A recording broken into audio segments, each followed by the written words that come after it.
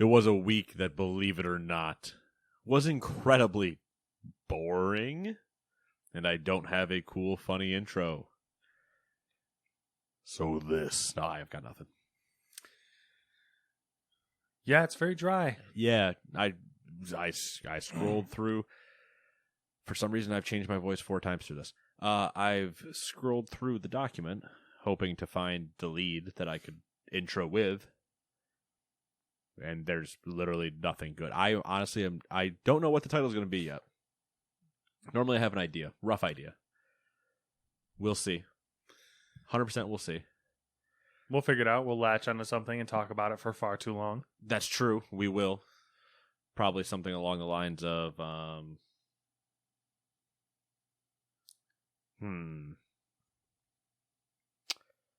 Google? Could be, but I've already run the circles around Google. What was the thing we were talking about downstairs? Aliens. Ah, that's true. Yes, aliens and the existence thereof. Area 52. Oh, Microsoft. Oh yeah, Microsoft. That'll be a whole talk. That's yeah. Okay. Yeah, I don't know. Might be a boring episode. Might be boring news. Who knows? I'm sure we'll find something. There'll be no news. Just us talking about random things. There is no spoon. You'll find that it is you who bends, not the spoon. What a... Getting a fourth. I know, I'm 50-50 on if I wanted to say what I was going to say. I was going to say, what a dumb movie. I honestly don't give a shit after 1. Like, 1 was like, okay, cool concept, cool film. And then 2 and 3, and I just went, I don't give a shit anymore. It got too in its own weeds. Yeah, for sure. For my liking. I appreciate the Ducati. And was it second or third one? Third one? What's her name on the... Yeah. When she's doing, like, the roof slide or whatever? Yep. Yeah. I just appreciate the motorcycle. Yeah, I mean, there were some cool scenes in it. And I mean, obviously, the Neo and Agent Smith, like, pivot scene. Like, some cool shots and stuff in it. But it was just...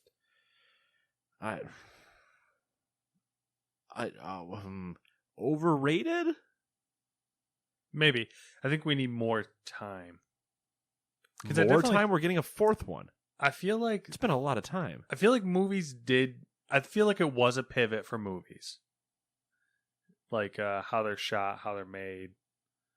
Oh, I would definitely say it has, like, landmark historical implications. Yeah. But my enjoyment of said movie is slowly going downhill the more I think about it. Yes.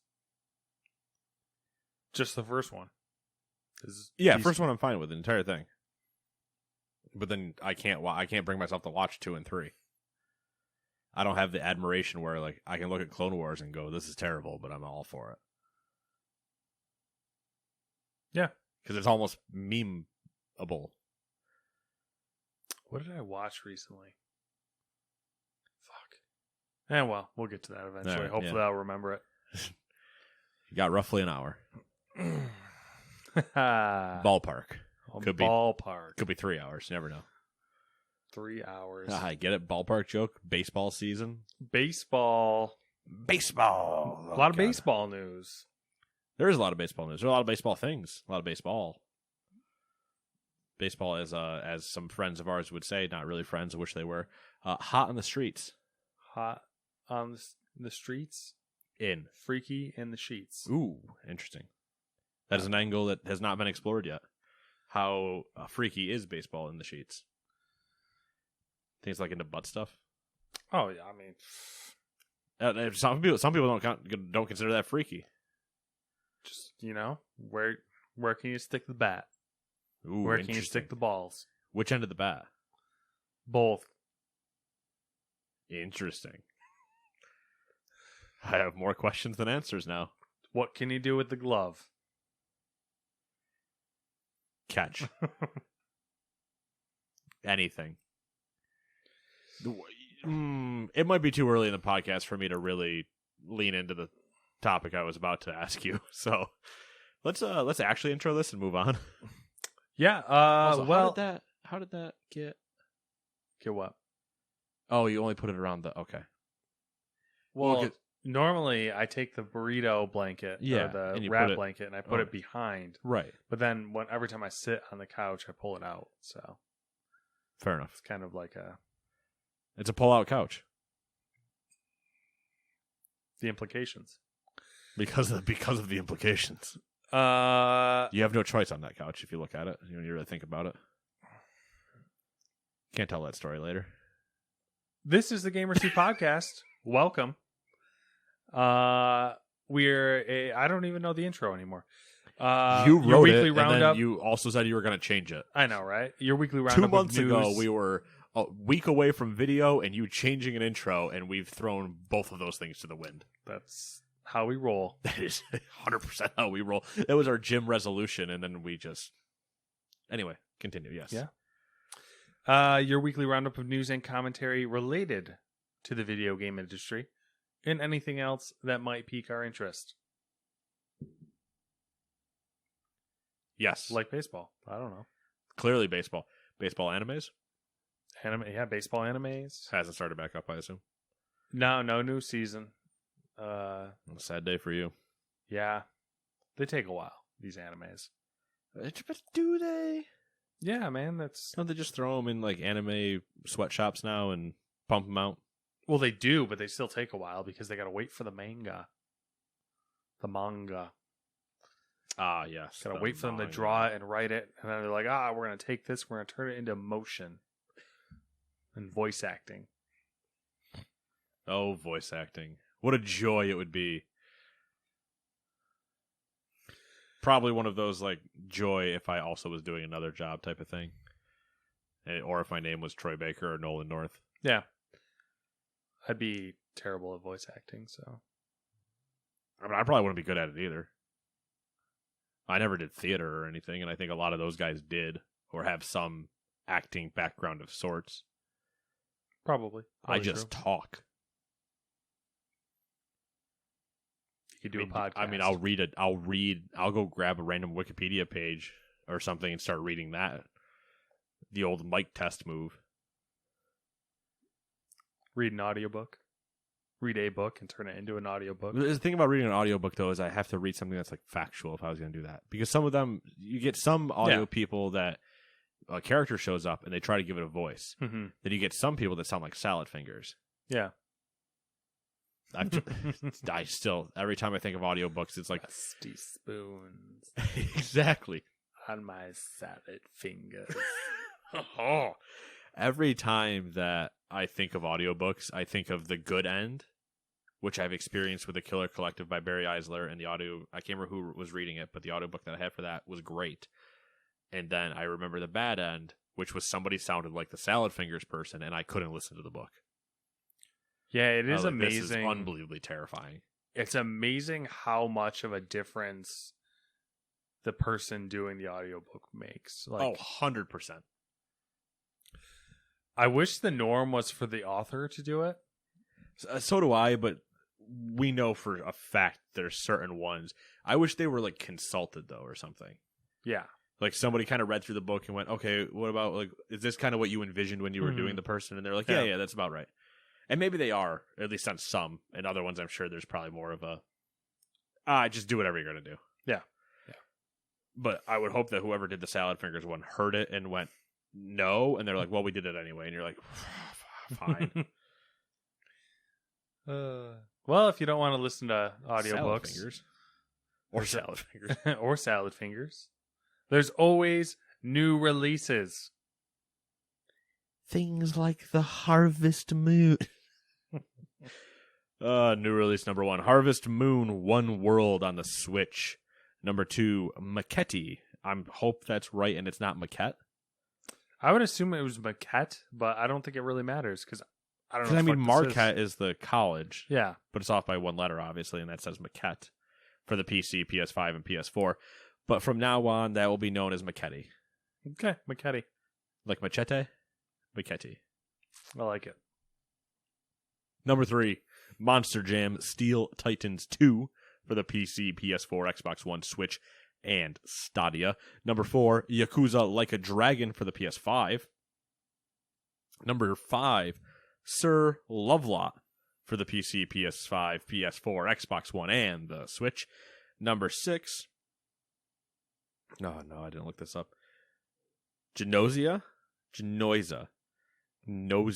Silent G. That's what my first assumption was. Silent G. See, that's what I went there, and then I was like, but Genosia sounds pretty good. Yeah, Genosia does sound good. For the Switch, Kill It With Fire for the PS4, Xbox One, and Switch.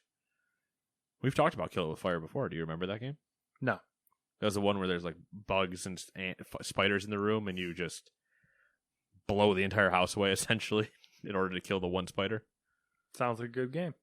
Number 8, Mortal Shell Enhanced Edition for the PS5 and Xbox Series X. Number 9, Ranch Simulator for the PC. Lots of simulators. You want to simulate being a dressing? Ranch. Strong Suspicion? Not what that one's about. You never know nowadays, though. True, there is a game called I Am Bread. Maybe I Am Bread, Ranch Simulator.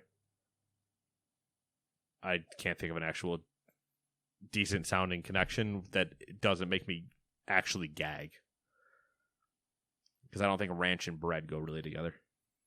I put ranch on a sandwich every once in a while. Really? What kind of sandwich, though? I don't know. I mean, I don't do it often. Just like cold meat sandwich? Like a cold cut sandwich. Cold cuts and you ranch that? Sometimes when I get feisty, you know. You're just really feeling yourself that day, and you're like, I'm feeling something. I'm risking this and going ranch. Is that the only sauce, though?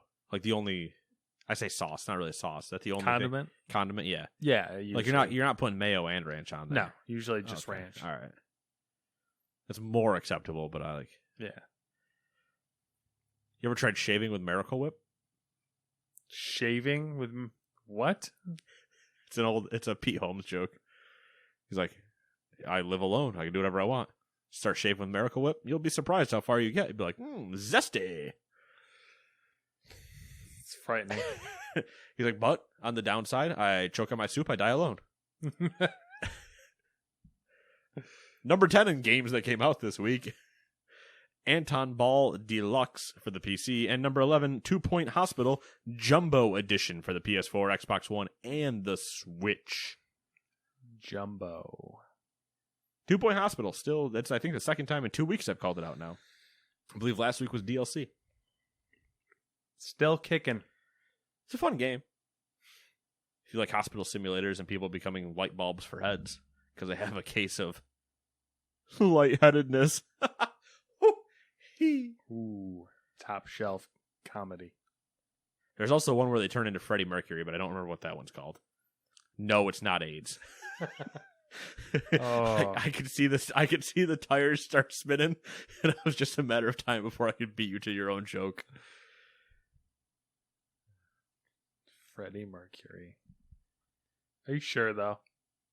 I'm pretty sure. There is one though. Maybe it is, but I definitely think there was one that made them have like the large teeth and like a sequined like suit jacket. I can't remember what it was called though. Because lightheadedness obviously made sense. It was something like similar. It wasn't. It's not. There's not a Queen thing. I couldn't remember what it was called. I don't know. But anyway, shall we do the news? RT Coles. I suppose we have to. I know this is going to be a really useless question, but odds or evens? I don't have any strong feelings towards one or the other. Do you like odd numbers more or even numbers? Just in theory, just like probably even numbers more. Like 2, 4, 6, 8. Who do we appreciate? It kind of depends. Like I'm really weird about like the volume knob on the car. Now, see, the volume knob in a car will spark a controversy in this office. I very much have to land on even numbers unless it's kind of weird. Because unless is there one specific number you're okay with that's an odd number? 15. All right. Usually fives and even numbers seem to be my thing. 5s and 0s. That's it. There's nothing in between of those as far as I'm concerned. 1, 0, 5, 10. If 10's not enough, or if 10's too much, then 5 should be fine. If that's not the case, I no. You're screwed. Yeah. See, I'm Either very shut much... up and listen to 5, or talk a little bit and put it on 10. If I'm trying to figure out where I'm going for directions, 2. Or off, because I need to focus. And for some reason, I can look better with less sound. I don't know what the reason is behind that. Not a scientist. But It's like a sensory thing, I think, because like sometimes, like for whatever reason, if I can't hear someone, I'll like pull my mask down. I don't know why. oh yeah, you're like, hold on, let me hear you real quick. Let me pull down my mask and open my mouth so I can absorb the sound. It doesn't make any sense. I don't know if it's like me subconsciously being like, uncover your mouth. Oh, you're looking at them going, I got nothing. Nothing. See what I'm doing? Yeah, you do that now. The amount of like weird things. The old like, all right, I gotta focus up type of move, which is it's the same thing, right? You lean forward in the couch. It makes you a better gamer. Yeah. No, it doesn't. Doesn't. It also doesn't help when you're playing a racing game if you turn your body. Or the old, and I'm guilty of this 100%. Playing a shooter and moving your head to see around, like kind of like, is there somebody up there? But you're not moving your camera. You're just moving your head to look at the same screen that hasn't changed. That's why VR is satisfying. VR is very satisfying in that way. Yeah. And you realize it's not real. And the disappointment sets in. Or you break something. So I know that settled nothing. Yeah, I was going to say, what do we land on? Odds or evens for either of us? I'll take odds. Okay. To be fair, I agree, but with the radio thing. But if there's anybody just landing on 12 or 14 would honestly piss me off the most because you're a step away from 15. And if you're saying that 14's fine, but 15's not, but 16 is, you need to be in a fucking institution. I do use 12. 12 is acceptable because of the 10 to 15 range. I would allow it. But if you're somebody that's like, it's got to be on evens, but 15's not okay between, or like, wait, it's complicated. There's a lot of things that just don't make sense there. Yeah. It's the same thing with somebody said they were on odds. Like you're going to tell me the one between two odd numbers is not okay. What? I feel like they should just not give us numbers and just give us like a bar or something. Yes. All right. How do you feel on bars? You're more like a bar graph guy, circle guy, sliding scale, just no number, just it's the old like radio. No, well, there's that one. I was going more horizontal with it. Oh, like just a bar that goes max to min, and you just tweak. That'd be pretty dope. Like you were tuning in an old radio station that these kids today never had to do. What was I thinking? Oh, I saw a telephone booth the other day. Not a telephone booth, but like a payphone. Oh, okay. I say if you saw a telephone booth in this country, I saw a payphone, confused. But it was covered up by a sign. Like they were trying. It was at a gas station. Was it covered up by like a Verizon sign? No, it was like covered up by like a vinyl, like cover that was a sign. Oh, okay. Like they'd clearly just been like, oh, let's make a sign that will fit over this to hide it. Because, we don't want anyone to see a payphone. Yeah. 21st century, we can't do that. Those things have been outlawed. It's the illegal way to make contact now. Number 1. We'll get there. Yeah.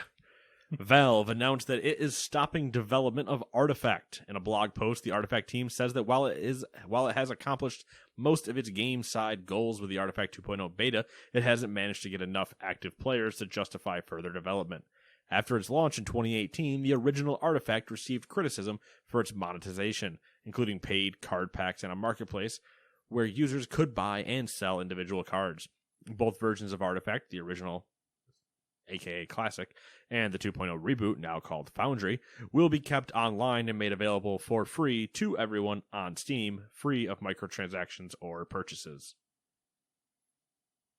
I can't say I'm surprised. Pull the plug. There are very few card games that can exist. Yep. Simultaneously. Yep. And I just don't think they had it to... I think they were really hoping to obviously get all the Dota people in because that's when they announced it. If I remember correctly, they announced it during the International one year. But just the same crowd's not... They're not the same crowd. They're two different groups. Was this developed directly by Valve or by another studio? I believe so. Okay. I believe this was like the first... When we heard of Valve getting back into dev or game dev, this was like the first thing we heard. Valve. Developing games. Crazy. Listen, they once again stopped before 3. They got to Artifact 2 and they're like, well, we can't do this anymore, so we're just going to stop. At least they pulled the plug fairly early, I guess. 2 years? 3 years. No, it's 3 years. Yeah, 3 years. Okay, maybe not. I don't know. Do we care? Probably not. No, I never played it. I didn't. I clearly didn't either. Yeah, it wasn't. I have very specific things I look for in a card game, and I just didn't give a shit. Like, I needed it to be around a world that I already know, like, which is why Hearthstone was really good for me. Mm-hmm. Because it was based on Warcraft, so I got that, but then I haven't played that. Oh, long time. And then I tried the League of Legends one. It was kind of eh. I think it's a decent enough card game that does stuff differently than the other card games, but I was just kind of like, whatever. Mm-hmm. Yu-Gi-Oh, obviously. Throw that out there. It's always a show. Gwent, once again, different play style, so it does get to be unique in that standout, but I can never stick with it. Mm-hmm. I usually download it, I play it for a bit, and then I go, all right. It might last on the phone for 2 weeks, which is not, like, good. Yeah. That's usually, other than, there are very few things game-wise that have stayed on the phone for more than 2 weeks. Yeah. There are, like, 3 specifically I can think of. And Magic, because I've played it forever, that I will always go back to. That's on the PC right now. Disgusting. Wow, sir. I don't know. I just have an aversion towards card games. I mean, you can have an aversion toward it. It's probably because at this point I've annoyed you enough with Yu-Gi-Oh. No, I think That's it was probably pre-existing Yu-Gi-Oh, really. Oh, interesting. I don't know. Did you have your Pokemon cards stolen as a kid? No. Were you never good at card games? Never got into them. Like poker, terrible. Never really played it. I mean, Barely I played know it like once or twice, maybe. Blackjack, Played it a little bit. rummy, hold 'em, craps. I mean, Not a card game. yeah, not a card game. I've played most card games, but not more than a couple times. I guess when I'm asking those, I don't mean like at a table. I mean like just hanging out with friends and like let's play Texas Hold'em. A couple times. Really? Yeah. Wow. Never was like a big thing. I mean, we didn't have like poker nights. We did at Whitney's wedding. We made poker nights and we went and bought way too many Oreos and gambled with Oreos. But that's a wise decision. It is until somebody goes bankrupt or loses their pot because they've been eating their Oreos. I mean, that's a good point. I would also be doing that. You got to buy 2. You got to buy an eat stash and a play stash. Balance yourself wisely. Until you eat both stashes, then Well, that's just a rough night. You're gonna be Never mind. Number 2. Sony has announced a new slate of PlayStation VR games for later this year. Perhaps a little surprising considering how they just announced their plans for a second generation PSVR for PS5. Anyway, there are 6 games in total. We'll just mention a few. Doom 3 VR, the only title with a specific release date, which is March 29th. Soon! It's a retooled port of the original 2004 shooter and its 2 expansions.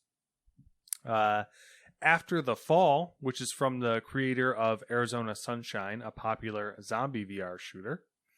I Expect You to Die 2, a sequel to the successful escape room title originally announced for Steam in January.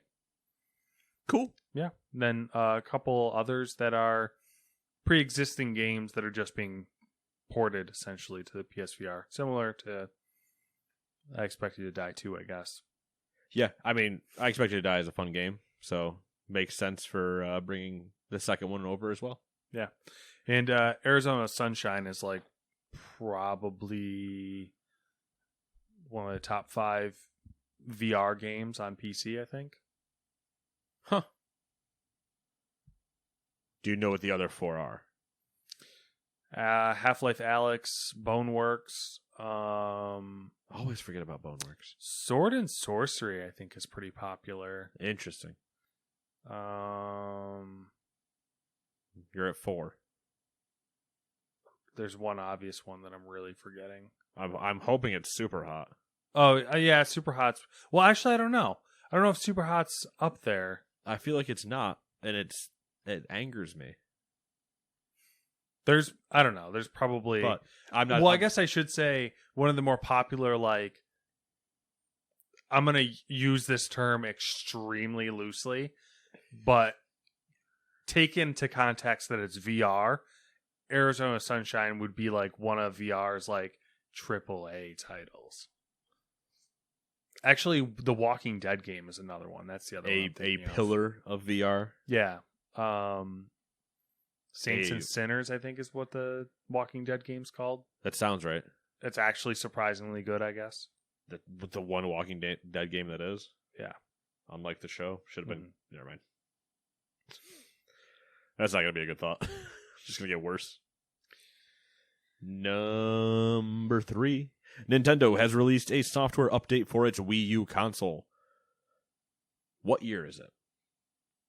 2021. Are you sure you wrote the doc for this year? I triple take Okay. on this. So yeah, It's first update in nearly 2.5 years. The console has made the big jump from version 5.5.3 to 5.5.5. And the crowd goes wild. The patch notes are very vague, so it's hard to tell exactly what changed. Quote, further improvements to overall system stability and other minor adjustments have been made to enhance the user experience for those of you that are left, end quote. Classic. Why? I'm less curious about why and more curious about who. Because they had to dedicate manpower to do this. So which dev pissed somebody off? And they went, you're now doing the latest Wii U software update. And they went, we haven't done one in 2.5 years. And they went, yeah, your turn. Like, did somebody, was it the equivalent of the throw the guy out of the office meme? And instead of throwing him from this 3rd-story window, they just said, and you have to develop the Wii U update. The only thing I can think of is like maybe they were turning something off. Like a feature or... Yeah, or like they had to do something to like... I mean, I could see it would be that or some type of like security thing that they don't want to say. Yeah, but who would even care at that point? Like it would have to be something... A security thing that would affect them, maybe? So, like... some type of just, like, networking flaw or something where they're like... people could see your accounts if they were looking at this point or something. Or they lost, like, a license on some type of middleware that they're like, all right, well, we just need to put this out so we can kick that part to the curb or something. Bizarre. There's things, but when when the update notes are vague, you get speculation. So bizarre.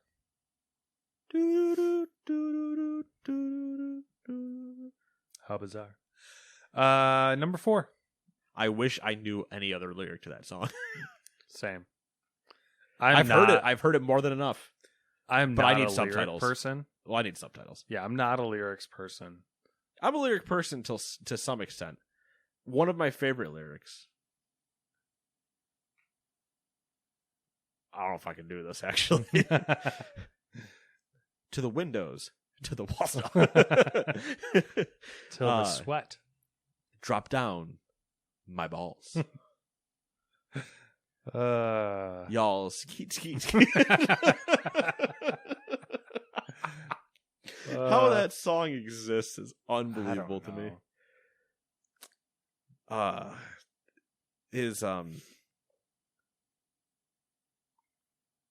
You'll get there. Do you want me to read the next one? I mean, I can do it. I think. Cause I think it's sensory warning. This is where the explicit screen would come up, and you'd see the like Run DMC title or something with parental advisory. But I think the line was "Balk, balk, cause you chicken motherfuckers that want to run their mouth when I'm rapping like no other. The only reason they hate's cause they lames and they suckers, and we all know they fake and they sweeter than Smuckers." Wow. And I was like, that's pretty good. How poetic. It is. I won't tell you who wrote it, though. Okay. My cousin. All right. A little bit of bias. Fantastic. But also just because it kind of just all lined right up. It did. Yeah. It did line right up. You're welcome. You're welcome. Whoever thanked me for that, you're welcome. Number 4. Oh, and more Nintendo. Nintendo is expected to reveal the long-rumored upgrade for its best-selling Switch console later this year. Bloomberg spoke to sources close to the company's plans, who offered details on the new device's specifications and manufacturing schedule. The new Switch will reportedly have a 7-inch OLED screen, OLED, whatever you want to say there, an upgrade from the 6.2-inch display of the standard model or the 5.5 of the Switch Lite. Both which are LCD. The OLED is expected to reduce battery consumption and offer higher contrast and 720p resolution. Bloomberg sources claim Nintendo opted for an OLED as a cheaper but less flexible alternative to the screens usually used for high-end smartphones. At 720p, I can't imagine how high-end it would be. Hey. The next model is also expected to offer 4K ultra high def graphics when docked and played via the TV. The new screens are expected to be manufactured by Samsung Display. Mass production will reportedly begin in June, initially creating a little under 1 million units per month. These will be shipped to assemblers in July. All right, so this is the part where we hit fun Nate speculation and I told you so moments. Okay. Because this is basically what we talked about last time. Yep. It is. There was a lot of, maybe not a lot, but there was a fair amount of coincidental news this week compared to a lot of what we spoke about last week. Well, so. as you and I have now experienced, Discord alerting me of messages. Yeah, fuck off, Discord. I'm busy here. Yeah, I'm walking here. The cranes. Spider-Man, the cranes. Swing between them. I don't know what accent I'm doing anymore. I live in Queens. Anyway. It's like a really, really bad Ray Romano. It similar to what we kind of said last week, and yeah, as you said, a lot of coincidental news. But we've noticed in the last 7 days a podcast that is basically verbatim what we've discussed over the last 2 years is now discussing all of the same things again, and relevant topics. And it's basically it is so us just saying it when we're like, yeah, exactly. Thank you. And then also discuss Nintendo Switch news and how I would expect an upgraded console to go. And then boom, rumors are exactly that upgraded console. The only thing I didn't have was I didn't expect a bigger screen. So what's the Do you know the resolution on the original Switch? It was something like 540 in handheld and 720 or 800 or something weird when docked. Okay. It was supposed to be 1080, I think, when docked, but they couldn't hit 720 in handheld mode, so it was hitting like 5 or 6 something. It's crazy to me that the upgrade is 720p. So here's the thing, though. It's in handheld mode. Mm-hmm. And when you start moving that screen, which is an OLED screen, and if you do the math and you hold it, I think the number is like something like 16 inches away from your face or whatever, it doesn't look like 720 anymore for being on that small of a screen and being that compact. Mm-hmm. The only way it'll look 720 is if, once again, a dev sucks at it. But that's the problem with the Switch. Nintendo things will they'll look good no matter what. They know what they're doing. Yeah. But the moment you give it to a non-Nintendo person, you go, okay, to make this look good, and you're like, Yeah. They just don't know how to leverage it the same way. But in the idea of the upgraded one being 720 handheld, I'm assuming that's what they're doing. Is they're saying, well, 720 handheld at this screen at this distance where somebody's not trying to hold it up and play from right here, they're playing from out here, would equate to this. Because I don't know how you make the jump from a 720 handheld to a 4K TV display without something else helping it. Yeah, I agree. I think it definitely is. What's happening here is what you said last week, where there's going to be some helper hardware in the dock. In the dock, yeah. Yeah. And if there isn't, and they're just saying it's going to hit 4K, they be full of shit. Yeah, and they'll probably end up getting called out where somebody goes, well, it's actually 2K, and then it's, yeah, lawsuit. Here we go. Controller drift and wrong resolutions. Every time we come up here to fucking record, I hiccup. It happens. What's the Switch, $299? Yes. The light is $199. $199. Price drop on the original, and this one slides in, or this one comes in more expensive? Interesting choice. Like $349 or $399. $399 would be a tough sell, I feel like. I think it'll be. I think $349 is a safe bet, but I also wouldn't be surprised at $299 and they drop the current one to $250 or lower, probably $250 to keep $199, $250, and then $300. They could go $350. The problem, I think, is they're going to go, it's more powerful, but also we need to give you more memory on board. Because I don't know that they can get away with not giving you more memory on board and saying, here's an increase in price. And this was the other thing I was going to mention that I saw today after I did the doc. Granted, I guess we should grain of salt this. These are rumors still. Granted, it's from a major news outlet, but it's still technically a rumor. The second part of that, which I read today, was that this Switch will apparently have games that will only run on this Switch, which seems more outlandish to me. Yeah, for sure. I mean, yes, it does seem outlandish, but that I think it'll end up being like Nintendo first party things. It won't be. Yeah. Won't externals, but then also part of the problem with creating a higher resolution game is that your files get bigger. Yeah. So you either have to give somebody better onboard memory management, which is the problem I think we have with raising the price. If you don't give them more storage and you're going to say, well, now it's 4K, so now you need that 128 gig memory card in it. Well, now you start blurring a very fine line of... There's like a snowball effect happening. Yeah. Because, updated hardware, faster, higher screen resolution, you need more storage space, and it's hard for me to imagine that it would fit into that price bracket as well. So, yeah, there are a lot of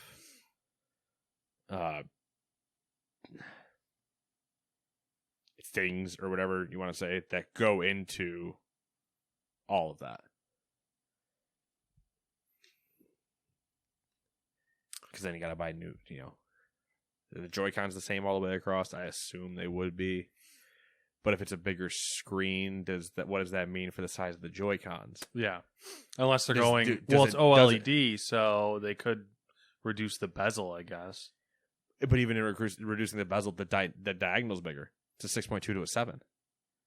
So even if you reduce the bezel, the height will still increase. So Right. do you not go... At least I'm assuming that's the measurement. So then do you not go... Do you just deal with it and not have perfect lines around the whole side and be off if you're using original Joy-Cons? Or are the new ones going to be slightly longer to aesthetically please the edges? It'd be such a bad move to make the Joy-Cons different. Only by like 2 millimeters. Or not 2 millimeters, but enough where they But wouldn't then be... do the new Joy-Cons fit on the old Switch? Right, exactly. But are the old ones usable on the questions? Also, this doesn't exist yet, so... Yeah.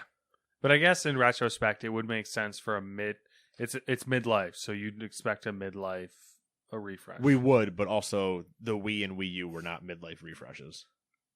The Wii U, in fact, it didn't have one. The Wii didn't have one. Nintendo doesn't do midlife refreshes. Yeah, this goes back to last week's discussion, which was I was in the camp that there wouldn't be one, and we just should get a new console in another 4 years or whatever. Yeah. But as I said, Nintendo loves its SKUs. Yeah. Because they did this garbage with the 3DS, 2DS, DS, DSi, DSi Lite.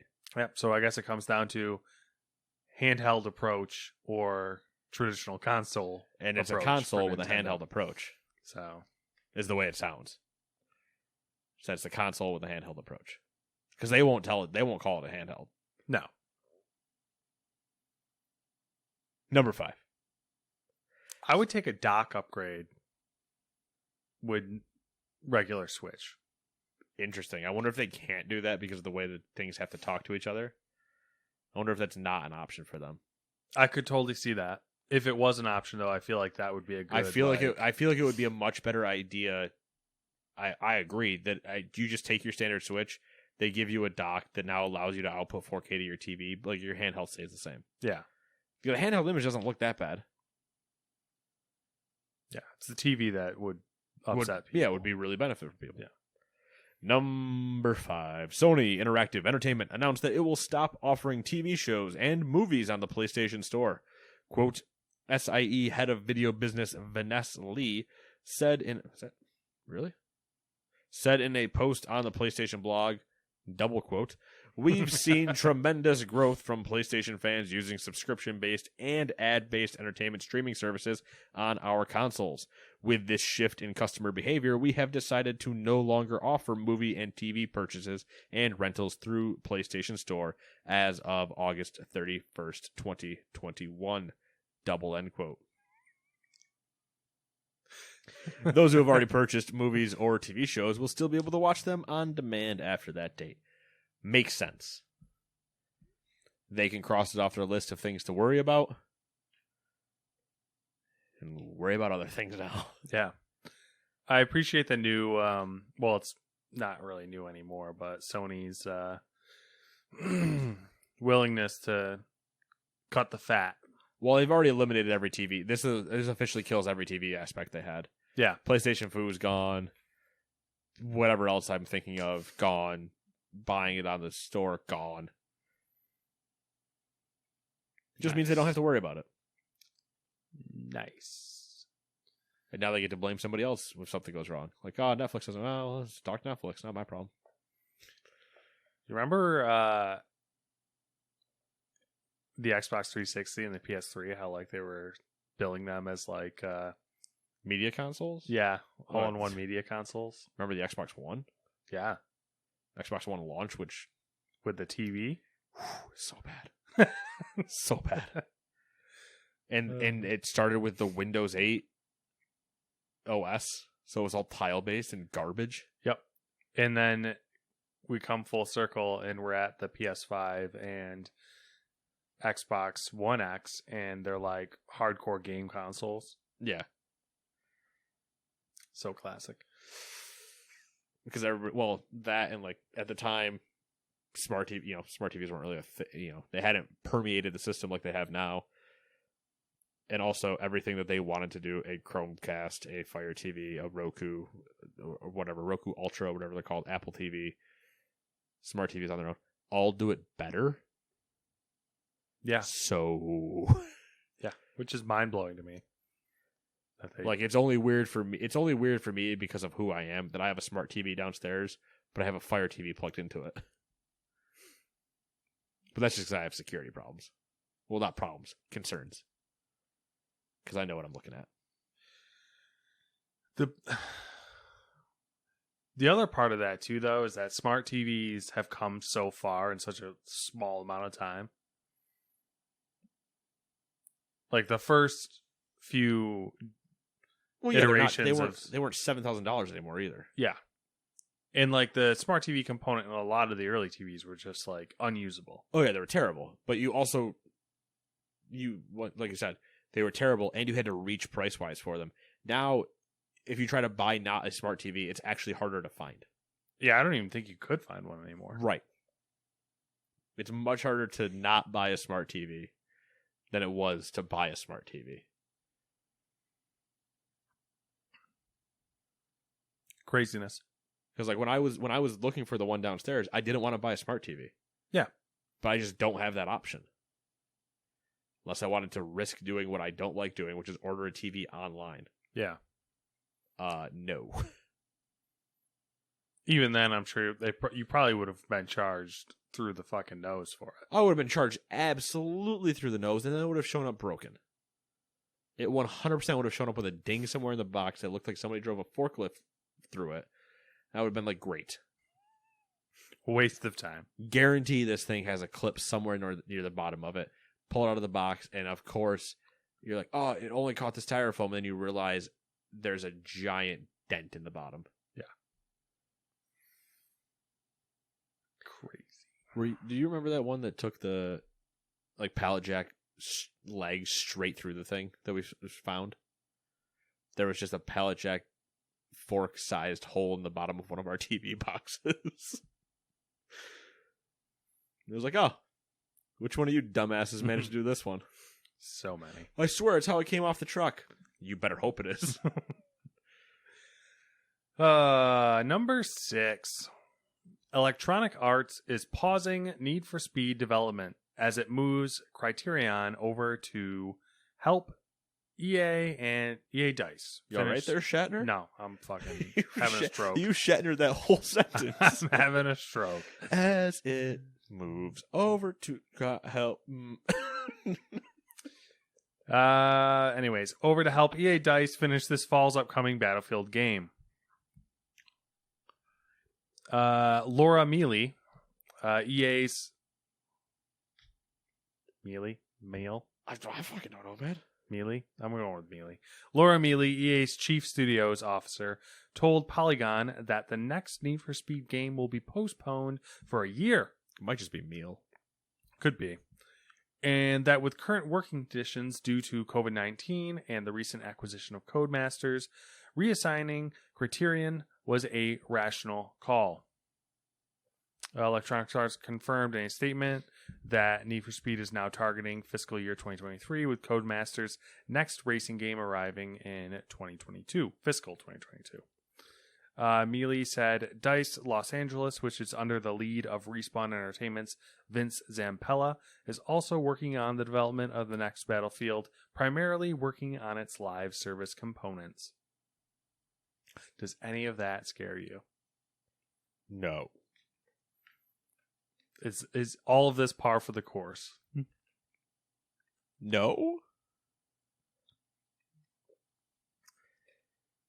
So here's the part that I get confused. Okay. Do you remember a little game that subtitle escapes me currently, but it was Battlefield Cops and Robbers? Hardline. That one. Yeah. What if I told you, and this isn't true, but what if I told you they're going to do that again? That's why Criterion's going to go help. Because they got to figure out the driving. Hardline was a big flop. Right. Because it should have been Battlefield 3 DLC. Yes. Or 4. 4, whichever one it was. I think 3 DLC. I didn't see it that way. I don't think that's actually what's happening. I appreciate the perspective. It's not a good perspective. Yes. I think this is... I saw it as classic EA, where it's like, this game isn't nearly close to where it needs to be out on time. Let's put all of our eggs in that basket, and also, since they bought Codemasters, I feel like that's going to be the new racing darling. So they're like, we can just use this as a support studio when we need to. Then also, what's interesting to me is DICE LA. Yes. Working on it. Right. Because they were, unless they have 2 teams, they might have more than 2 teams. They were working on something else, I thought, right? Wasn't it the Medal of Honor VR game that came out? Was that them? Yeah. That was Vince's team. Pretty sure it was that team. Okay, so maybe that they don't have anything or whatever. Maybe they are available. Vince has that team, and he has the other team, which is working on we're working on Apex and the next Star Wars thing. Yeah. And I believe he was the one that announced the Medal of Honor thing, so I would imagine that was the LA studio. That's right. Okay, I'm starting to remember now. Yeah. But here's my thing. I don't know a ton about Criterion's history, right? I know they do the Need for Speed series, but you're going to move them to help on Battlefield, which we're assuming, I'm assuming is a modern day Battlefield.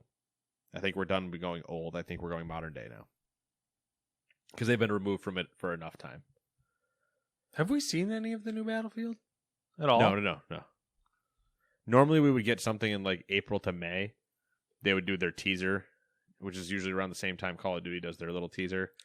And we get the like confirmation of what the setting is, and like an hour-long weird panel with the devs where they're like, yeah, we wanted to go to this, or we wanted to show off this map and these type of things, and then we don't hear about anything other than some trailers and random things for 5 months. What timeline is Black Ops 2? Probably this fall. Or whatever one just came serialized. out. Whatever one just came out. Was that just regular Black Ops? Yeah, we'd be on Modern Warfare 2 coming up. What era was that game set in? Black Ops? Yeah. Vietnam. Cold War, sorry. Not Vietnam. Vietnam does have an effect in it, but Cold War specifically. I was almost thinking... more like, I don't know, 70s, 80s. Because you're doing the old Miami Vice angle on certain things. So, but I don't think they give a shit what they're doing, because they saw what Modern Warfare did, and I think they 100% want back into modern. They ran 2 back-to-back, Battlefield 1, Battlefield 5, whatever. 1 was good. They were both old. They were both old. Yep. 1 was successful. 5 was, by their standards, not. Right. And this is year 3 of it. So I would expect the Battlefield this year to be modern, to be a new Battlefield and be modern, because we haven't had a Battlefield in 3 years, because they've just been updating. That was the whole Pacific Theater update and stuff like that. But what's your favorite Battlefield game? Bad Company 2. All right, excluding Bad Company. What's your favorite main Battlefield game? Everyone wants Bad Company, but I'm pretty sure they said they're not doing another Bad Company. Oh, no, they're not doing one. Which is fucking stupid. This is what I love about EA. Their audience, their fan base is saying, we want this, and they're like, nah. I also partially wonder, though, if they're scared. Because they know that there's a potential that they could never do it right, no matter what they do. That's true. There is that semi-part of it. It's the same thing with Valve. Like, they can't make Half-Life 3. Yeah, which they try to skirt it, and they did a pretty good job skirting it. But I'm pretty sure that's like what Gabe has said. I think he knows no matter what. He can't make Half-Life 3. Do you think Bad Company 2 is far enough removed to where they could do a remake, remaster, or whatever? Yes. Why not just I think do it that? was. I think it was before the last one Why not just fucking do that? because it was a 360 title. Anyways, so there's that. But I think we get a modern one. My favorite one, I can't remember if it's 2 or 3. I feel like it's 2 because I believe I bought 3. So remember when the PS4 came out and we got buy 2 get 1 at Target that week. mm-hmm. I'm pretty sure one of the ones I got was Battlefield 3 for the PC, along with Killzone and Infamous for the PlayStation. Mm-hmm. And I didn't really play Battlefield that much on the 3. But I'm pretty sure I played the shit out of 2 with Kenny and Aaron, and obviously we played a ton of the Bad Company, but I believe it was Battlefield 2, and we just went ham, and we were good. Yeah. It was a lot of fun. I enjoyed 1. I enjoyed 5. I enjoyed them both. Or 4, whatever. Was this one 4? It was a 1, 2, 3, 1, 4. So I feel like that's what they did. The most recent one was 5. Was it? Yeah. Was it? I thought it was 4. 4 was another modern one. Was it? Yeah, I'm pretty sure. I'm pretty sure when Battlefield 3, 4. Well, I think it went Battlefield 3, Hardlines, Battlefield 4. It might be 3. Battlefield 1, then Battlefield 5. It might be 3 then. It might be 3, and I might have bought. I gotta look at release dates now. Son of a bitch. I think 3 is my favorite. It was a modern one that was my favorite one. I know that. Yeah. I don't think there was. Yeah, because the most recent one was definitely 5. Because I remember the fucking V. There was a. God, was it the demo for 3? I'm trying to think. There was a multiplayer demo. It might have been for 3. One of them had Metro as one of the maps. I know that. I think that's 3. That was the subway one because everybody had flashlights on it. Or maybe that was 4. That's exactly. See where I am now? Because there was Metro, which was you were in subway tunnels, and one of the teams was rushing in from outside. Yep. And if you were defending, you just looked down into this Yep. blazing white light, and we're like, and there was like just fog usually, like it was Yeah. just like you couldn't see shit. And then if you looked down from outside in, and people had the flashlight attachment, you couldn't see a damn thing either. Yeah. Also, people kept falling through the map and killing through the floor in that. Yep. But then there was also another map that was the prison.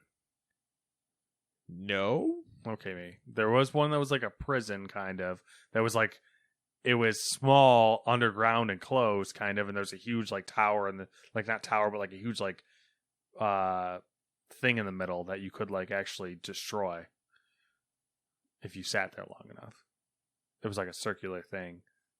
A circular room with I feel like we're in the same place. I'm talking about the demo specifically. Okay. Because the demo maybe it's the same map because I think the yeah, subway was on one end. It was a conquest map, so you pushed through. Because you ran in, captured, and then you just kind of kept going down through the subway. The other map, which I think was available only on certain things for that one, was the giant green like outside world map. I can't remember what the name of it was, but it was a very large like forest map with. It was one of their extra large like conquest ones with 5 capture points on it. Or sorry, I meant Rush, not Conquest. Rush was the Metro one of you took one and then pushed further and then pushed further. My issue with the new Battlefield game is like it's hard for me to imagine them doing a good modern Battlefield. Like it's hard for me to imagine like a truly modern Battlefield game, and I don't know why. I think they can definitely do it. Okay, so it yeah, it was okay. It's 3 because because I'm not allowed to have Bad Company 2, so it's 3. Because Bad Company was fine, but Bad Company 2 had the Bad Company 2 Vietnam expansion. And that was, we dominated in there. And it was a ton of fun. But then, yeah, Bad Company 3, or sorry, not Bad Company, Battlefield 3 was the one where we were playing on the demo constantly. And then Battlefield 4 is the one that I got for PC, and I just never really played it because I never had anybody that was playing it as well. So I was just kind of like, oh, all right. But Battlefield 3, I believe, also one of the maps. This is going to be, once again, this might have been Battlefield. Do you remember a map where you parachuted in at the top of a hill? It was a rush map. And if you were at the attacking team, you parachuted in from at the top of a hill, like a little base station. And there were ATVs and other vehicles, and you'd go down the hill, and this is a winter map, snow map, and there were buildings down there that you had to run in. You had to plant the C4 and blow up the things, and then push forward, rush style. If you remember, the rush game mode. So people would load up C4 on ATVs and drive the ATV straight for the building and jump off at the last second and then blow the ATV to blow up the objective. I do not recall that. So there were all these different ways to do it, but one of the buildings was it was like a small kind of office building, and then there was scaffolding in the next building next to it, like they were doing construction. And Aaron and I at the time were pretty decent shots with the bolt action sniper rifle in the recon class. So, a la Battlefield, go up on the hill that you spawn at, kind of, in a full ghillie suit, hiding in a bush, looking down at the battlefield, and just popping people in the construction area to the point where the game was weird. You could fire one shot, and when you do the reload animation, it kicks you out of your scope. And we were far enough away that as you'd be doing the animation, you'd get the hit marker. So if you just pulled the trigger as fast as you could again, you could basically fire exactly where you just fired before you went back down into the scope. So we would just drop people that way because they wouldn't move. And so it's just, I'm reloading. Boom, got him. It was a great time. We had a lot of fun. I'm sure he pissed off a lot of people. Oh, I'm sure we did, but there was also no real kill cams at the time because Battlefield doesn't do kill cams. They just show you who killed you and where they are, but they don't do the Call of Duty kill cam. I'd be all for it because I'd like to play a modern one on the PC and actually have people that are playing it and stuff.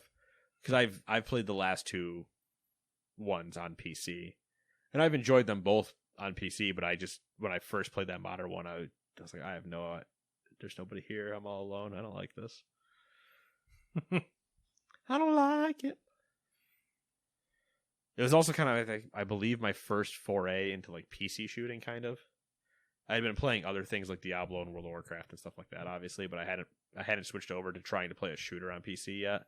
I believe that was my first dip my toes in one. Number 7. A new report has offered more insight into the significant figures Google was pouring into securing third-party content for its Stadia streaming service. Bloomberg spoke to anonymous sources close to the deals who claim Google spent tens of millions of dollars on getting major publishers such as Ubisoft and Take-Two to bring some of their biggest games to Stadia. The report's author, Jason Schreier, offered more context via Twitter, clarifying that this was tens of millions of dollars for each port. In another tweet, Schreier suggested Google paid $20 million to Ubisoft to port Assassin's Creed and The Division. He added that Take-Two Interactive, which had Red Dead Redemption 2 and NBA 2K20 available on Stadia at launch, was also raking it in. A separate report by Wired suggests that Google didn't put as much investment in its internal studios as one would think. According to Wired, quote, it would be months until Google would actually hire the bulk of the studio's developers. Stadia employees shared the concern that the technology felt like a beta at launch, end quote. Call me surprised. 'Cause I'm not. I mean, that would have been foregoing the beta at launch, which was true. If they had it's still beta, people. I hate to tell you. Yeah. If they had just said, fuck the first party studio shit and just paid third party, they would have been better off. Yeah, they definitely would have been better off. Or you do it the reverse, and you don't ever announce the thing. You announce you're doing games, and then drop the service later. You'd also be better off. Yeah. You can't start doing both. You can't announce Stadia as a thing and then say, and we're making games for it. Like, no, we have been making games for it, and Stadia is a thing. Like, hey, Stadia is a thing. Our first game will be up in 3 months. Yeah. Get in, check out the service, get used to it for 3 months, and we'll give you our game. I could have fixed Stadia when they launched it, but I don't get paid that kind of money. Yeah. That'd be a lot of money. It would. I'd also get thrown out of a third-story window. Updating Wii U. What if we didn't launch? Go update. Yeah, Stadia. Somehow Google goes, you need to go update the Wii U. That's your punishment. What the fuck? We secretly own Nintendo. You need to go start doing the framework for Google Plus again. What? Whoa. Number 8. Speaking of Stadia, Relogic has announced that the Stadia port of Terraria is now back in development. Quote, after a month of pushing and with the immense support of our fans, Google finally reached out and was able to provide a lot of transparency around the situation and to restore access to all of our accounts. End quote. I don't know what that means. I don't know either. I feel like Google is confused. When it comes to Google and specifically YouTube and like the whole like account bans and stuff like that. Yeah. I feel like so much of it is automated that they don't even know what's going on. No, that's 100% what it is. There was somebody I saw the other day who I think was doing like was it a baseball video or something? It was somebody on Twitter, and they had, maybe it was a gaming thing. It was a screen cap from their YouTube studio or whatever, that they're like, this video has been taken down because you can't use any of these words.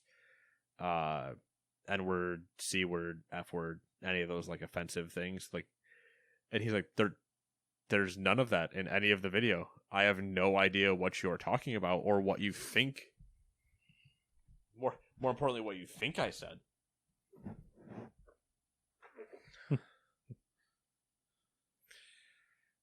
It's just nuts to me.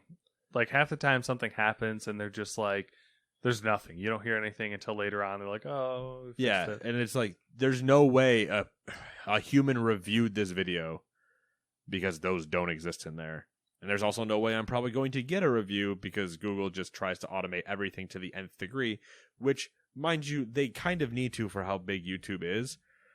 But there is and we've said this before when we've dealt with the YouTube ban stories or anything like that.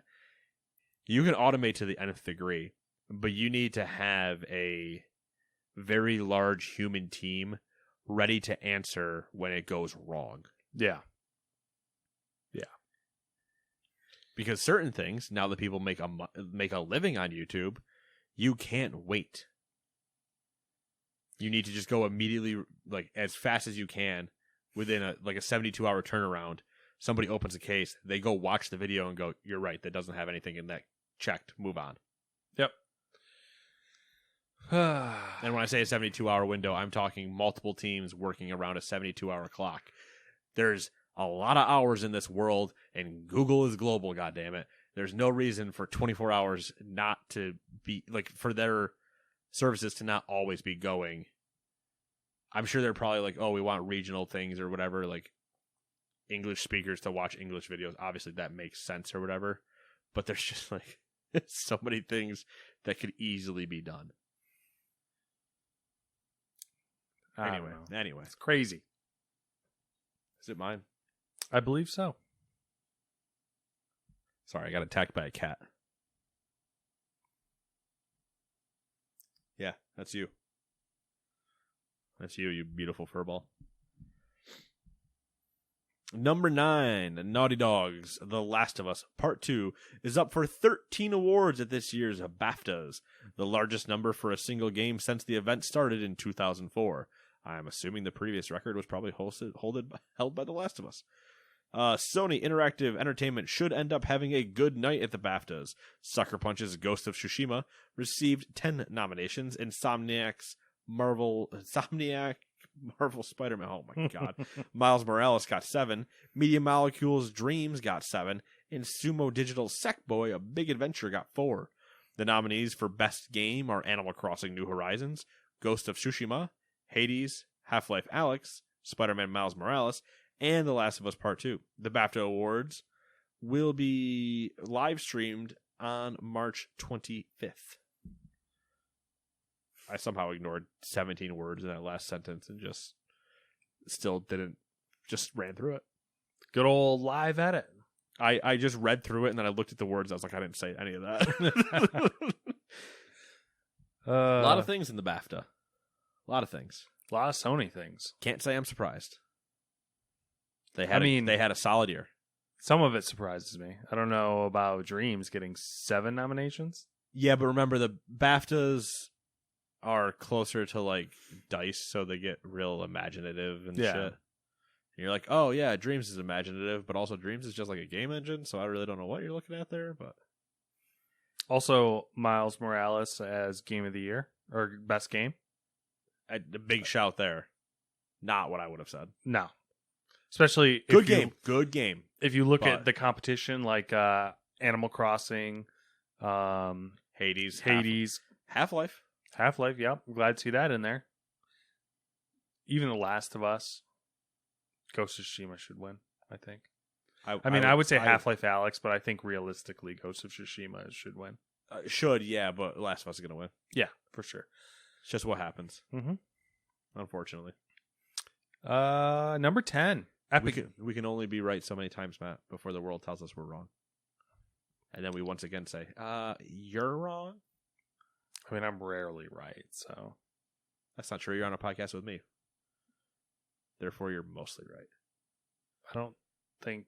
I mean, in the collective public view, we're mostly right. Okay. Specifically, when I tell you you're wrong and I'm right, different scenario. Number 10. I think that's how that works. Usually. Epic Games announced the acquisition of Tonic Games Group, the parent company of Fall Guys Ultimate Knockout developer Mediatonic.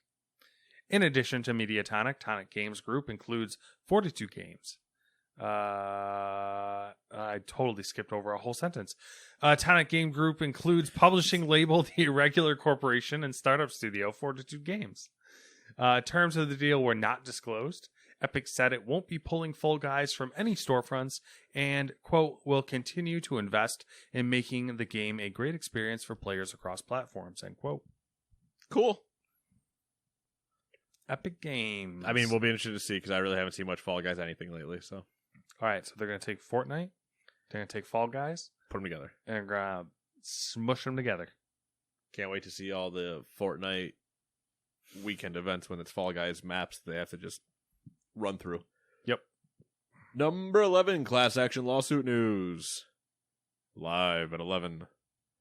The class action lawsuit EA faced over the use of its patented dynamic difficulty adjustment tech has been dropped. In a statement, the publisher revealed the plaintiffs themselves have dismissed the case after EA provided them with the detailed technical information and the opportunity to speak to its engineers. The case centered around the accusation that EA was using dynamic difficulty adjustment, which uses AI to adjust difficulty throughout a gaming session, to push people towards buying loot boxes. Okay. What? You just, your anchor voice there. Oh, when I switch into that one? Yeah, that's pretty good. I felt like it got progressively deeper the more you read. Oh, did it? Yeah. Interesting. I'll do it again. Oh, I'll definitely do it again. The next one will be fun to do it with. Number 12. Is that Zynga? Is that how you're supposed to say that? I say Zynga. Zynga? Zynga. But, 50-50. Yeah, I don't think it really matters. I also changed how I pronounce Tsushima. I don't know if you noticed that. I flipped it both times. Because there's Tsushima, which is the way that we've said it, but if I hear somebody else say it that like knows it, they say Tsushima. Tsushima, yeah. Zynga announced that it has acquired Torchlight 3 developer Etra Games. Sounds good. Yeah. Also haven't heard anything about Torchlight 3 since that got created. Yep, same. Don't know why I put it on here, to be honest with you. honestly probably could have been in 15 and or the section that we have lovingly named now for questionable things we didn't quite write full paragraphs on. Oh, that's back. It It's wasn't never there, not been there. It wasn't there last week, I don't think. Don't you do that to yourself. Don't you do that to yourself. I think. Don't you do that, Matthew. All right, let's see how this goes.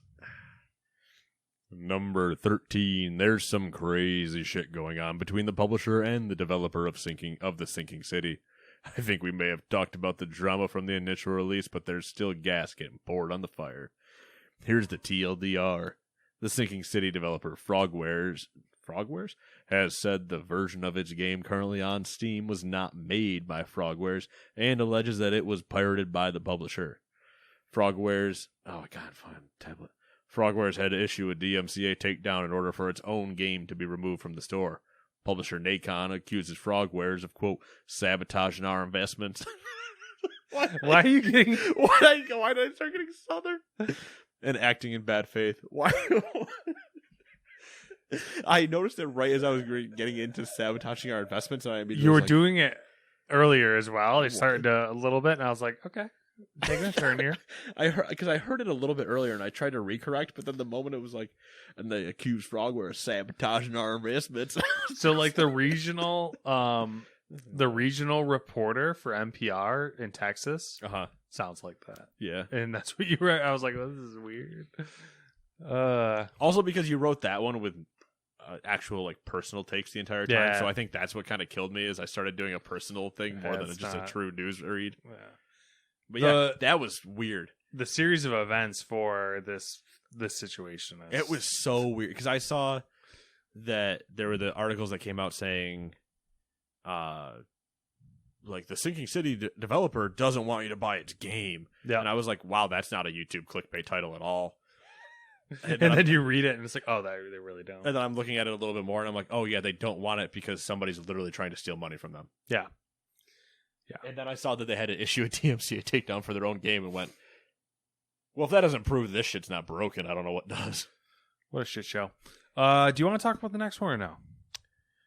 No, honestly, I don't. Okay. Because I don't think it pertains to anything. No, it's just it's not even it's not even like a big role.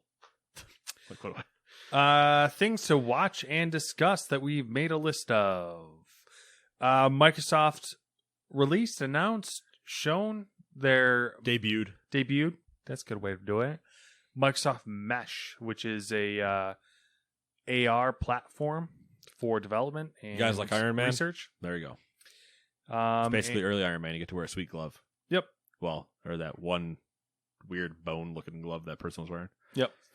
And building off of that, Niantic made a demo of Pokemon Go using HoloLens. So I guess the idea is that Mesh is... I think Mesh is the software, HoloLens is the hardware. That's all. Yeah, they got that like new one, the new AR thing. Is that? I think it's just the new HoloLens, probably. HoloLens 2 or whatever. Probably 3 at this point, honestly. Because I think 2's been out for a while. They never talked as we discussed. Mm-hmm. They don't talk about HoloLens, and then fucking here we go. Yep. What else can we will into existence? They heard us and they were like, "How fucking show those guys?" They found out. They remembered the one podcast that exists with 6 listeners. Found out. Got him. Yeah, I don't know. It looks cool. Can we will anything else into existence? What do you want? What do we want? I don't know. What do we want? I kind of honestly would like a waffle right now. A Belgian waffle? Belgian waffle. Regular? Strawberry whipped cream. Yeah, see, exactly. Belgian waffle, like a hot Belgian waffle. Yeah, it has with to be like fresh. a small scoop of vanilla ice cream. Ooh, I take that instead of the whipped cream. And then also strawberry syrup.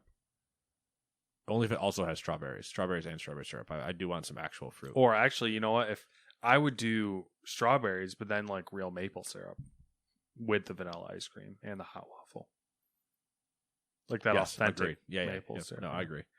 But I think if we're doing this, we're taking a Belgian waffle. And we're doing like a fruit outer ring because the ice cream scoop is clearly going to go in the middle. But then over the ice cream scoop is where we're going to drizzle that maple syrup and get that nice effect. Yeah, I could get behind this. This is terrible that we're doing this to ourselves. To ourselves or to everybody that's listening and now wants a Belgian waffle? I know, right? Worse for them. Guess I know what I'm doing this weekend. Guess I know what I'm not doing this weekend. That's what you know what I thought? I didn't know if you like Belgian waffles, but Belgian one of waffles my are so dinner things is we got the Belgian waffle maker. Oh, okay. I was like, oh, we should do Belgian waffles for dinner some night. I'm like, it's probably stupid. Fun fact about what tonight would have been, had I had the balls to do it, but I didn't. I was gonna do chicken waffle sandwiches. I could get behind that. Just same chicken we had, waffle patties or like waffle buns essentially. Yeah. Chicken and waffle sandwich. Throw some bacon in there. Bacon, chicken, waffle, lettuce, tomato, cheese. Boom. Done. Yeah. And if you could, you get a little bit of the ones that, because I would have just gotten frozen waffles. Because let's be honest, I'm not trying to, waffles. But we get frozen waffles, but we have to get the ones that have like a little bit of something in them already, like maple something. Yeah. So that way they have a little bit of boom. Making or whole wheat ones, like genuine Belgian waffles, a lot of work. You gotta fucking like you gotta go to Belgium.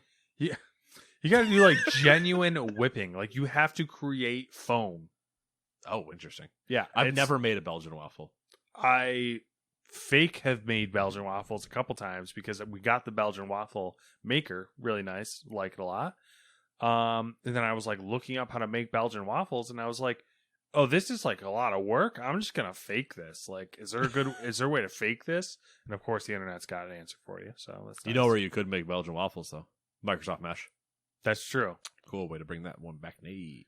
No, Mesh Mesh does look cool. It's developer and research only, really. Yeah, I would love to play with a HoloLens though. Yeah, I just want to go talk to one of these developers and be like, let me do things.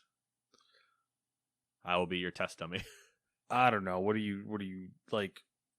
How long has it been since HoloLens first came out or first was shown? A while. Over 5 years, I think. At what point? Actually, no, 100% over 5 years. Probably 7 years. At what point? So we have Google Glass, which is small form factor glasses, which people forget exist, but yeah, they still exist. At what point do we get the form factor of Google Glasses and the form factor of Mesh and the power of the power of Mesh combined? 10 years or shorter? I think 10's probably a solid bet. I mean, the whole joke is technology is an exponential growth graph. Yeah. But for what they're asking and trying to do, at least 10 years. I'd like to be proven wrong, but I know I won't. Also, an Elden Ring trailer leaked. Yep. So we'll see how that plays out. I don't really give a shit, so I'm not one of those people that is hyped over it. I'm not either. I saw it initially and was like, this just looks like every other From Software game. Yeah. And then, but slightly cheesier. And then I saw the crap that we were talking about earlier about how, like, apparently, obviously rumors, apparently this is not a From Software trailer. It was made by the publisher for internal use. And it was like From Software's first time seeing it as well, which kind of explains like the weird cheesiness of the trailer. But yeah. Yep. Doesn't seem like their normal style. No. And it's still just, I love the joke that Elden Ring actually isn't real anyway. That's the joke that's been going around for a while. So that's a good joke. I just don't give a shit about the game. That's part of my own problem. Like, I just don't care. I won't care. I don't care about things until they exist, and this doesn't exist yet. So I also feel that way, and I had that thought at some point this week, and I can't remember what it was over. But I distinctly remember having the thought, I don't care about it until I see it in real life. And it was about a game, and I can't remember what it was. Huh. I don't know. Oh, yeah, it was which is not in here, which is funny, the Henry Cavill Mass Effect thing. Oh, that he was reading some of the stuff. Yeah. Yeah. I was just like, cool. I don't really give a shit. Yeah, I know you don't give a shit. I literally double. Yeah, I double don't give a shit. Yeah, because I don't give a shit about Mass Effect. And I just also don't give a shit about Mass Effect. So that's how I double don't give a shit. You're so weird. No? Mass Effect's good though. Don't start with me. Don't start with me. It's good. We're not doing this. It's good. It's good. No, like Where were you on the ending of 3? What's the other thing you don't like? Half-Life? Yeah, Half-Life. No, is it Elder Scrolls too? Yes. I don't understand you. Elder Scrolls, because both times I've had bad experiences when I've tried to play them, and now I just don't give a shit anymore. I'm done. Well, what surprises me more than anything, though, is Mass Effect, because I can get it because you kind of have like a low-key aversion to high fantasy in that, like certain high fantasy. Not even just high fantasy. It's usually high sci-fi. Like high fantasy, I play WoW. I know, but like other like popular high fantasy games, Dragon Age. You're kind of like with. I think it's high sci-fi specifically that I'm really because Half-Life kind of is the same. Very science fiction-y. Yeah, I guess so, but like that just surprises me. But like, what other high fantasy? Like, what Final Fantasy? That's high fantasy. I don't give a fuck about that. Mirror to you. Well, Elder Scrolls, the From Software shit. FromSoft is a different beast, but that's because of the style of the game. Yeah, and I suck at them. I guess it's weird that you wouldn't like space operas. What? Sci-fi. Oh, that's true. Yeah, space operas. Yeah. I mean, I enjoy sci-fi things. I think it's just that usually when it gets to a game, a lot of times I either just don't like. I think it's just written poorly usually, and it's like when I read when I talked about when I read that book most recently, and they were discussing like gamer conventions. It's like, I know that's not how it is. Please shut up. Yeah. But if they get it close without really stepping over the line, I'm like, okay, I can tolerate this. But so many times when we watch demos for games and they're doing you're listening to people do comms that they're never letting anybody ever talk the way they would in real life. I'm done. I'm so over it. Yeah. I would rather watch the trailer on mute than listen to people use fake voice comms. Yeah. I probably would enjoy Mass Effect. I never played it when it was like the thing. Stigma, isn't it? There's also the giant BioWare problem. I mean, I enjoyed Dragon Age and I enjoyed Star Wars, but I think I have to be in the mood for it, though. That's the big problem. Because it's a giant RPG that is choice-based and yada yada. And if I don't connect with somebody in a choice-based RPG, we're going to have a real hard time for me sticking around. Also, did you hate the ending of 3? No. Okay, I'm just curious. I didn't. I know that. I just remember everybody being a bunch of whiny bitches. I mean, it was one of happened. those situations where, like, I think we've talked about it before, but, like, there was no way to make everyone happy. No, from my understanding, there was no way, and then you just had a bunch of whiny people on the internet screaming. Yeah. It's like, oh, I didn't like that. And they're like, well, okay, cool. That's not your problem. It's like, I don't care. You didn't make the game. I don't know. I told the story I wanted to tell. Fuck off. Yep. But that's how, I mean, that's people. Speaking of science fiction, Aliens Fireteam. Yeah, another little 4-player co-op shooter. Co-op wave shooter. Wave, is that what it is? Wave shooter? Sure, it is now. I don't know what the fuck they're Left 4 Dead thing. Left 4 Dead, yeah. Left 4 Dead Aliens game. Like, y'all got to be careful because it's going to get real crowded and you will not come out alive. I'm not even confident in Back 4 Blood. Back 4 Blood, I wouldn't say I'm confident in. I'm hopefully curious. I'm hopeful for it, but I'm optimistically curious. Ooh, there you go. I like that. Optimistically curious. I'm not hopeful on any of these 4-person co-op shooters currently because people have rose-tinted glasses when looking back at everything, and I totally agree. I am closing this because I fucking I did not write in an entire segment that I wanted to, so I'm writing it in next week. Okay. All the deals.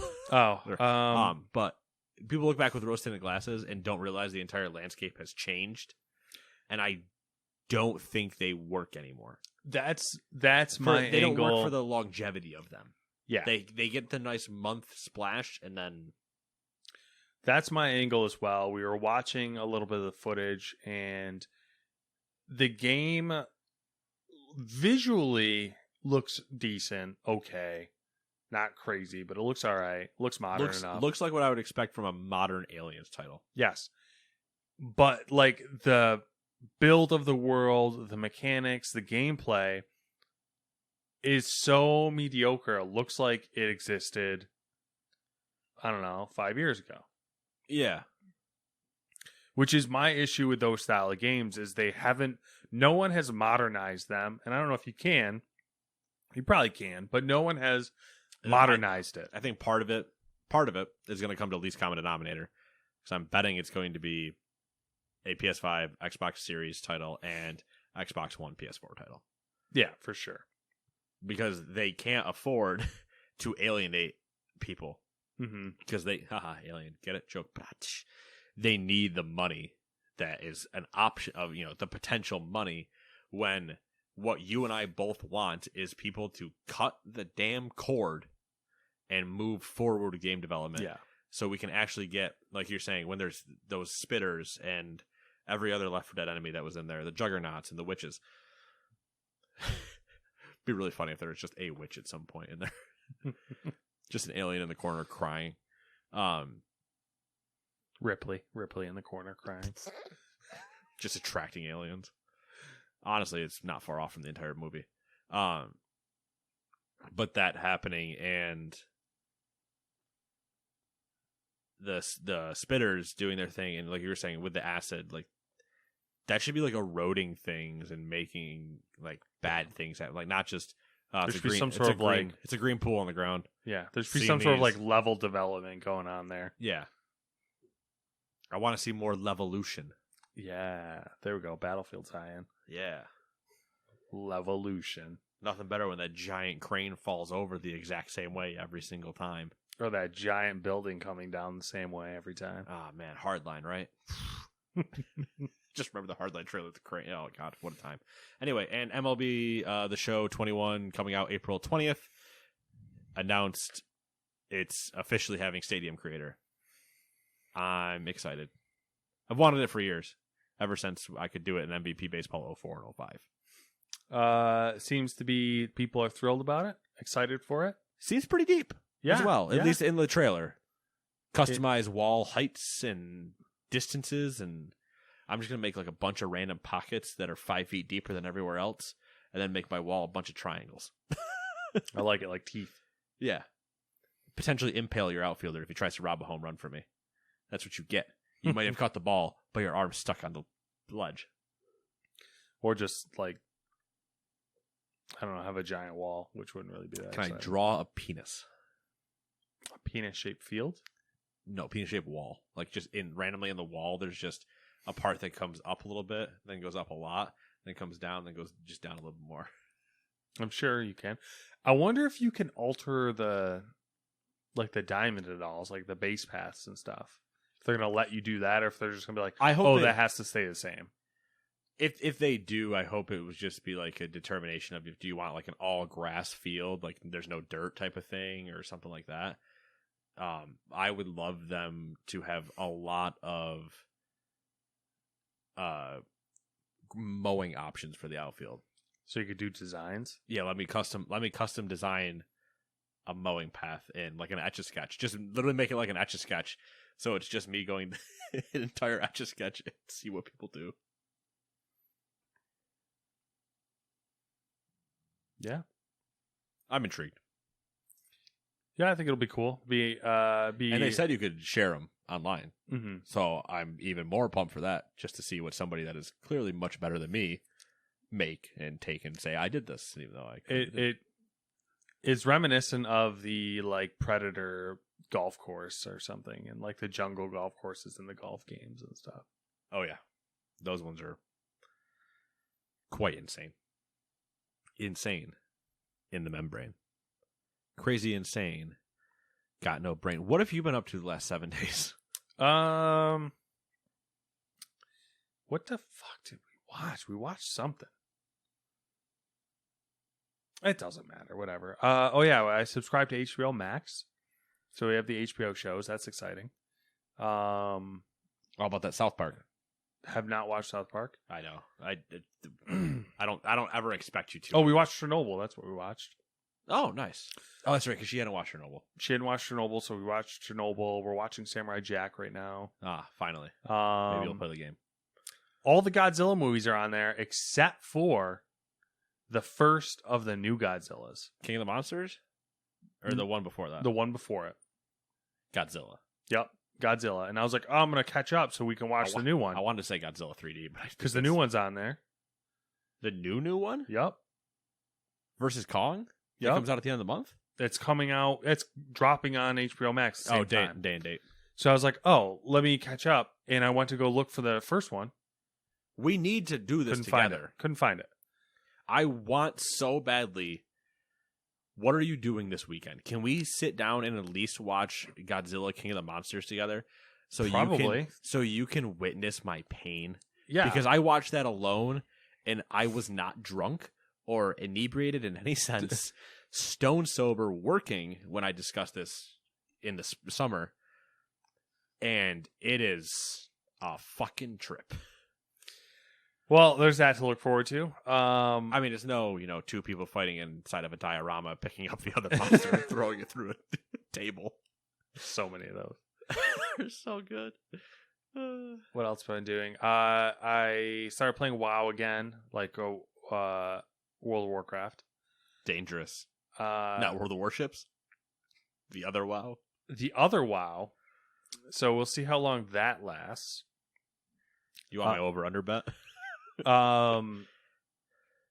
Sure. You don't see it's kind of skewed now though because the leveling is so much faster. So has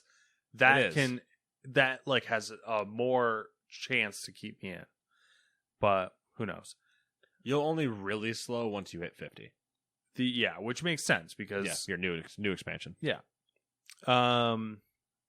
The other WoW, World of Warships, I haven't played this week. I've just been watching the whole community implode. Oh, so that's Did been not fun. know that was even a thing.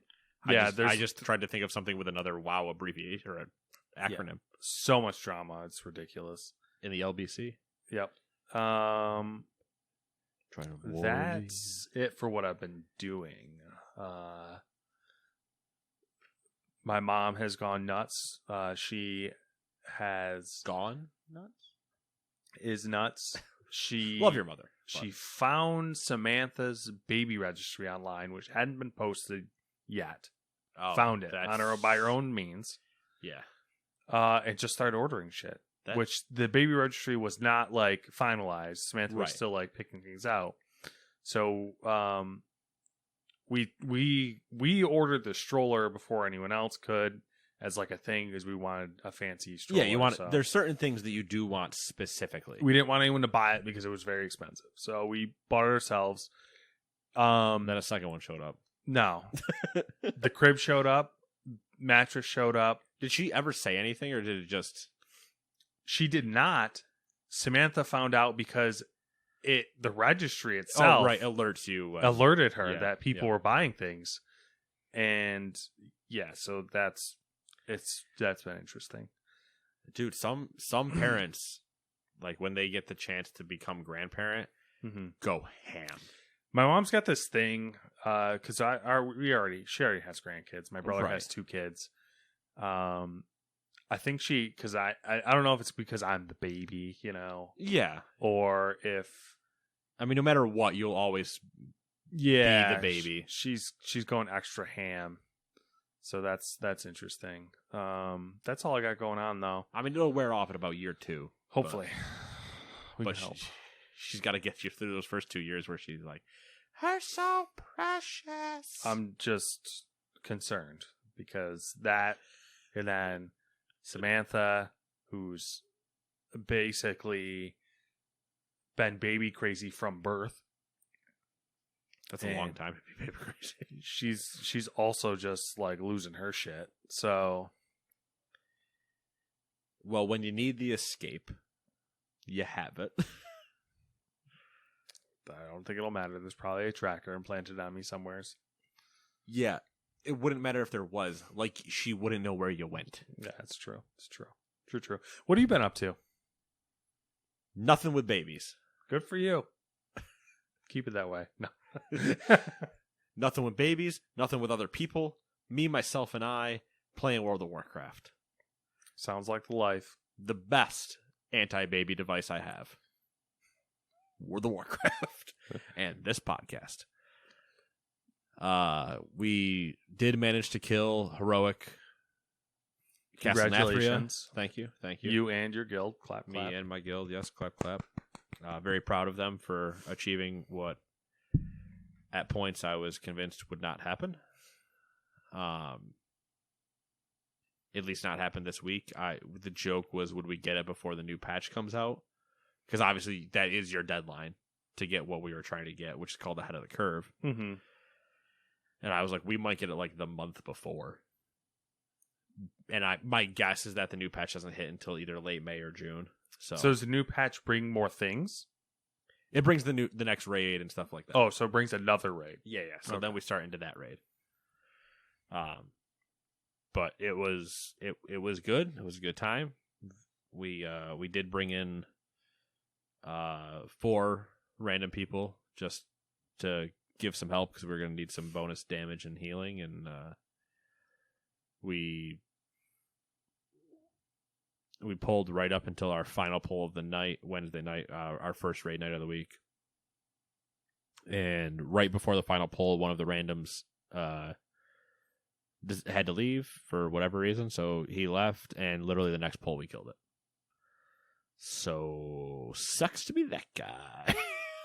You know what? Sometimes it happens. Yeah, exactly. So, what it is, but now it's just every week will be go in on heroic brand new and just whoever's bringing whatever characters figure out what we're going to do, and then that's the current state. I also don't expect us to continue raiding up until the new stuff drops. I do expect now that the task has been accomplished, I expect even more drop off than we were seeing before. Yeah, big fall off.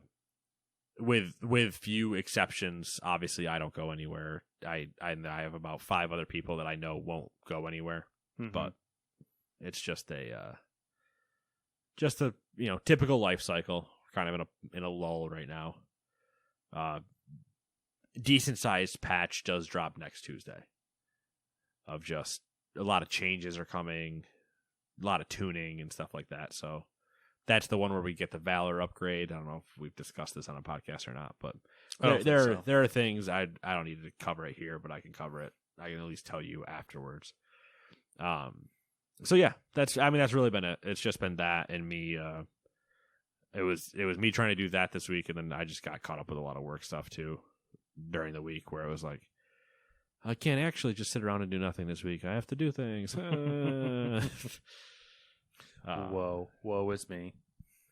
But yeah, no. I mean, it was fun because it was the first ahead of the curve I've gotten since Legion, which was 6 years ago, 4 years ago, 4 years ago, 4.5 years ago, something like that. So yeah, it was good to get that and just get it done and feel accomplished. Hey, if it makes you happy, it makes you happy. It does.